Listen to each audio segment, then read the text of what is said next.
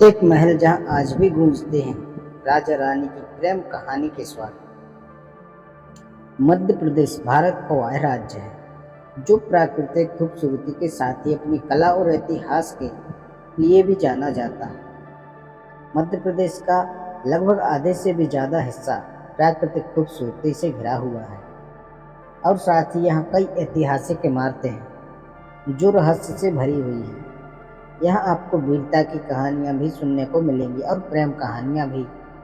ऐसा ही नगर मध्य प्रदेश में है मांडू, मशहूर 12 दरवाजों वाले महल से लेकर हरियाली तक और वीरता से लेकर प्रेम कहानी तक। यहाँ चारों ओर इतिहास ही नजर आता है। विंध्याचल पर्वत श्रृंखला पर बसे मांडू को नेचुरल ब्यूटी, ऐतिहासिक इमारतों के अलावा राजा बाज बहादुर और रानी रूपमती की प्रेम कहानी की वजह से भी जाना जाता है। ऐसा भी कह सकते हैं कि मांडू रानी रूपमती और राजा बाज बहादुर की प्रेम कहानी की वजह से देश के लिए ऐतिहासिक धरोहर बन चुका है। आज भी मांडू की पहाड़ियों में राजा और रानी के प्यार के स्वर गूंजते हैं। कथा के अनुसार बाज बहादुर मांडू के अंतिम स्वतंत्र शासक थे और रानी रूपमती किसान की पुत्री एवं मालवा की गायिका थी। उनकी आवाज़ सुनकर ही बाज बहादुर को उनसे प्रेम हो गया था। रूपमती के सौंदर्य और आवाज़ के मुरीद बाज बहादुर ने उन्हें रानी बनाने का फैसला लिया और मांडू के उनका किला बनवा दिया। मगर दोनों की लव स्टोरी का तब अंत हो गया जब शहंशाह अकबर की नज़र रूपमती पर पड़ी। अकबर ने राजा बाज बहादुर को पत्र लिखा कि रानी रूपमती को दिल्ली के दरबार में भेज दिया जाए। राजा बाज बहादुर ने रानी को भेजने से इनकार कर दिया। तब अकबर ने अपनी सेना भेजकर बाज बहादुर को बंदी बना दिया। जब रानी को इस बारे में पता चला तो उन्होंने अपनी जान देना बेहतर समझा और हीरा निगल लिया।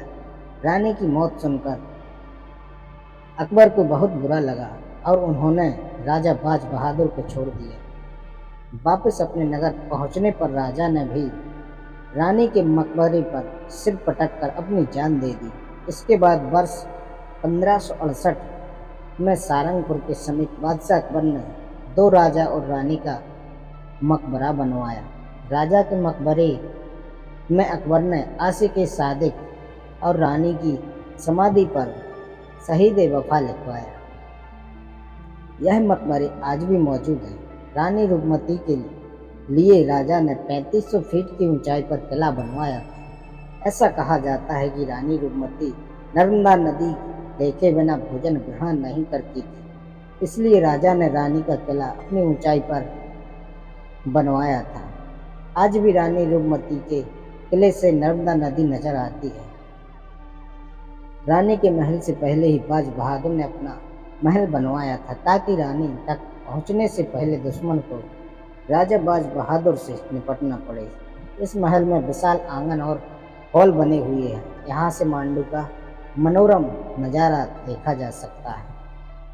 महल की खासियत यह है कि यहाँ के कुछ हाल इस तरह से बनाए गए हैं कि यदि सामान्य व्यक्ति भी गीत गुनगुनाता है तो दूसरे हाल में वह कर्णप्रिय होकर गीत सुनाई देते हैं।